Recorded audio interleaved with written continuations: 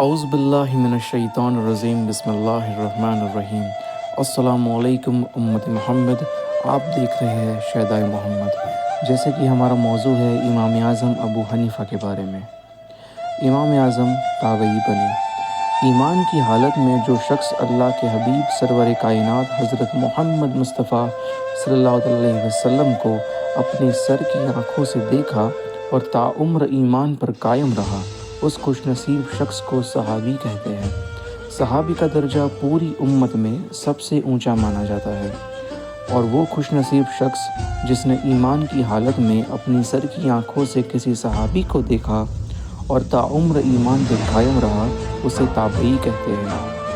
تابعی کا پوری امت میں صحابی کے بعد سب سے بڑا درجہ ہے۔ حضرت امام اعظم ابو حنیفہ نے کئی صحابیوں کا دور دیکھا اور کئی صحابیوں کی حقیقی اور ظاہری زیارت کا شرف حاصل کیا، اور انہوں نے کئی صحابیوں کی خدمت بھی کی۔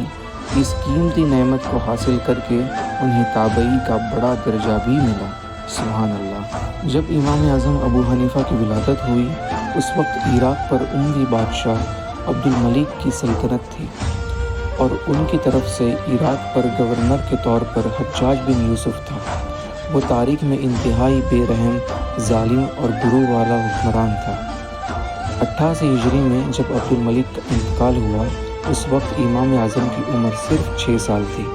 پھر بادشاہ کا بیٹا ولید تخت پر بیٹھا، اور وہ بھی بہت ظالم و بے رحم تھا۔ ایک طرف ظالم اور بے رحم گورنر حجاج بن یوسف تھا، دوسری طرف ولید بادشاہ بھی اتنا ہی ظالم تھا۔ لوگ خوف کے عالم میں زندگی گزار رہے تھے۔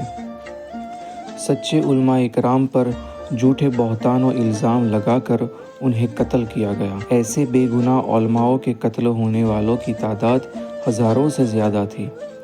10 سال تک اس خطے پر افراتفری، ظلم و بربادی کا راج رہا۔ قہر اور غضب کی تلوار نے انسانیت کے نام پر ظلم کا طوفان لا کر جنگی حکومت کا ثبوت دیا۔ خیر، سبھی کا ایک وقت آتا ہے، ان ظالموں کا بھی وقت ختم ہوا۔ 95 ہجری میں حجاج بن یوسف کا انتقال ہوا، اور 96 ہجری میں ولید نے بھی دم توڑ دیا۔ اب اموی خاندان کے بادشاہ سلیمان بن عبد الملک تخت نشین ہوئے، جو ایک نیک اور عدل و انصاف پسند کرنے والے بادشاہ تھے۔ اس دور حکومت میں لوگوں نے امن دیکھا، انصاف ہونے لگا، اور انسانیت پھر سے بیدار ہوئی۔ لیکن وہ دور بہت مختصر سا تھا۔ 99 ہجری میں اس نیک بادشاہ کا بھی انتقال ہوا، اور ان کی وصیت کے مطابق بادشاہ عادل حضرت عمر بن عبد العزیز رضی اللہ تعالی عنہ نے تخت سنبھالا۔ اس بادشاہ کو لوگ آج بھی بڑے احترام سے یاد کرتے ہیں، کیونکہ وہ ایک شریف، متقی، عالم اور شریعت کے سخت پیروکار تھے، اور ساتھ ہی ساتھ اللہ سے ڈرنے والے ایک مہان خلیفہ تھے، جو تاریخ میں دوسرے فاروق اعظم کے نام سے مشہور ہے، اور ان کی حکومت کو خلافت راشدین کے نام سے جانا جاتا ہے۔